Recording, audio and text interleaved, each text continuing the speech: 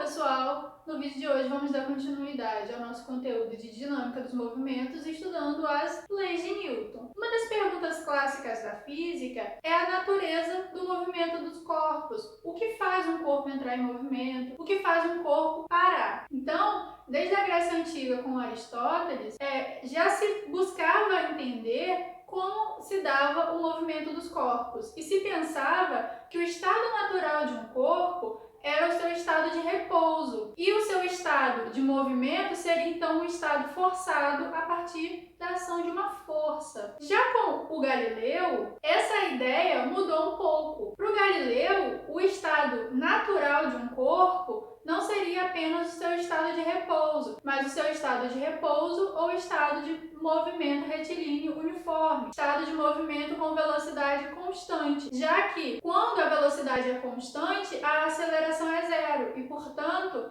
a resultante das forças, a soma das forças que atuam no corpo, é igual a zero. A partir dessa ideia de Galileu de que o estado natural dos corpos seria o seu estado de repouso ou o seu estado de movimento retilíneo uniforme, a gente tem hoje o que a gente entende por conceito de inércia. O conceito de inércia, reescrito pelo Galileu, que a gente considera até hoje, então, é a ideia de que a tendência natural dos corpos de manter o seu estado de repouso ou de movimento retilíneo uniforme, então a tendência natural dos corpos seria manter um movimento de velocidade constante. Então é baseado nas ideias de Galileu Galilei, do Kepler e do Descartes que o Isaac Newton vai descrever a sua teoria unificada dos movimentos, que são fundamentadas nas três leis de Newton. A primeira lei de Newton, a lei da inércia, ou o princípio da inércia, ele vai estar fundamentado nessa ideia de inércia do Galileu. Para o Galileu, a tendência dos corpos era manter o seu estado de repouso ou o seu estado de velocidade constante, o seu estado de movimento retilíneo uniforme, até que uma força atuasse nesse movimento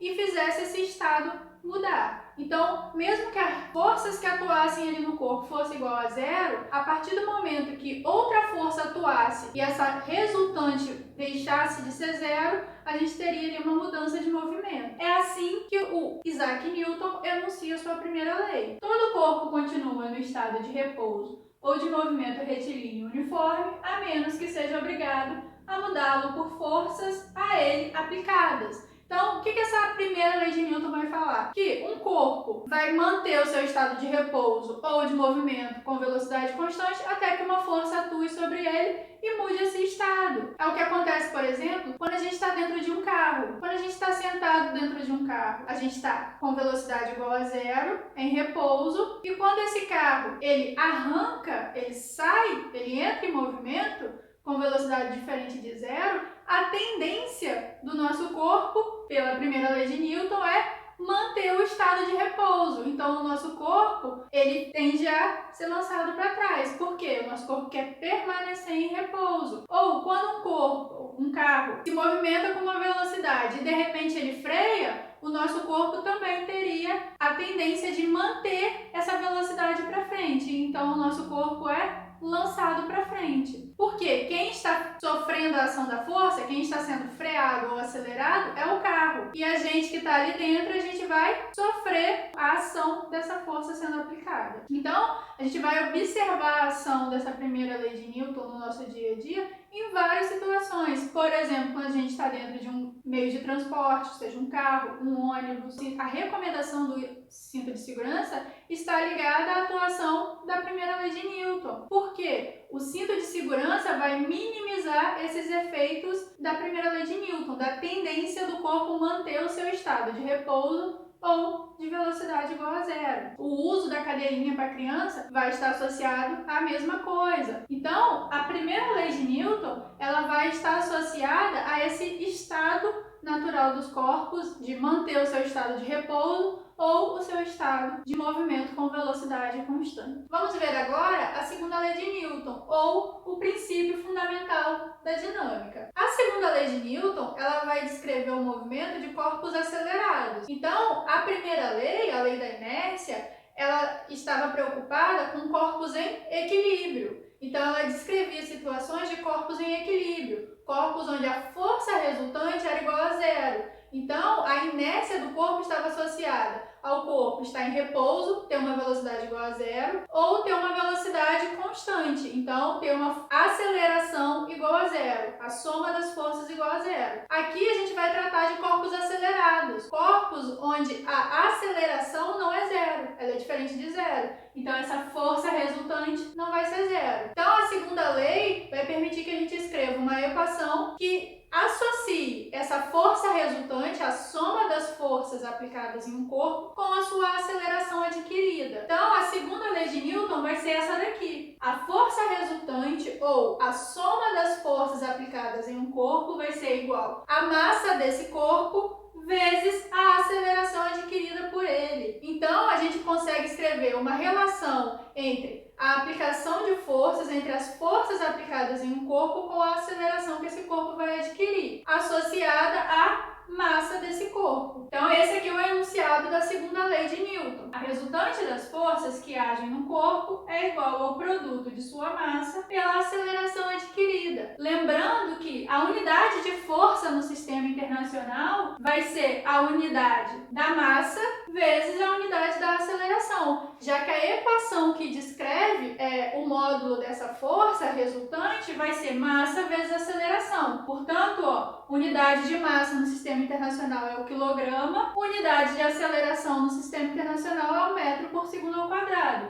Então, a unidade de força é o quilograma vezes metro por segundo ao quadrado, ou Newton. Então, 1 quilograma por 1 metro por segundo ao quadrado vai ser igual a 1 Newton. Então, essas são as duas unidades que a gente vai poder encontrar aí quando a gente for fazer exercício para a grandeza força. Lembrando que força e aceleração são grandezas vetoriais, então a gente vai ter que lembrar daquela ideia de vetor quando a gente for trabalhar com essa segunda lei de Newton, tá? E a direção e o sentido da força vai estar associado com a direção e o sentido da aceleração. A direção e o sentido da força e da aceleração vão ser iguais. Então, se a força aponta para a direita, a aceleração aponta para a direita. Se a força aponta para a esquerda, a aceleração também vai estar apontando para a esquerda. Outro detalhe importante que a gente tem que estar atento é que massa e peso são coisas diferentes. A gente tem que lembrar que o peso é uma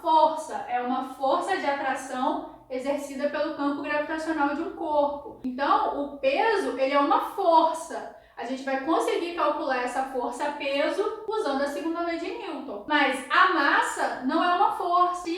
A massa é a medida quantitativa da inércia de um corpo. Então, a massa é uma propriedade da matéria que está ligada à resistência desse corpo em variar sua velocidade. Então, está ligada com a inércia desse corpo, diferente do peso, que é uma força. Vamos agora para a última lei de Newton, a terceira lei de Newton, ou lei da ação e reação. O enunciado dessa lei vai falar o seguinte: toda força ela vai surgir em par. Então, quando a gente faz uma força sobre um corpo, esse corpo, como reação, faz uma força sobre a gente. Então, sempre que uma força for aplicada, simultaneamente, ao mesmo tempo, vai surgir uma força de reação a essa força ali. Essas forças, elas sempre vão ser iguais, então elas sempre vão ter a mesma intensidade. Esse par, ação e reação, tem a mesma intensidade, na mesma direção, só que em sentidos opostos. Então, a terceira lei pode ser enunciada dessa forma aqui, ó. Se um corpo A exerce uma força sobre um corpo B,